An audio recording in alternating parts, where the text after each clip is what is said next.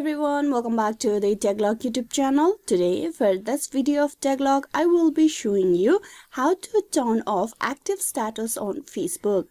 To do this process, you open the Facebook application. Once you're at the Facebook, you tap on the menu on the top right, that is the three horizontal lines. Tap that. Now you need to scroll down and tap on Setting and Privacy. From there, tap on Settings. In Setting and Privacy, you scroll down to the Audience and Visibility, and at the end of that, you will have the option of Active Status. Tap on it. In this setting, you will be able to turn off your active status. You just need to tap on that toggle of Show when you're active. Turn off active status. You won't be able to see when your friends and connection are active, recently active, or in chat with you. Tap on Turn off.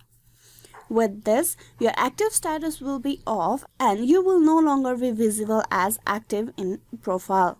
Hope this video was useful. Please like and subscribe the Techlog YouTube channel. Thank you.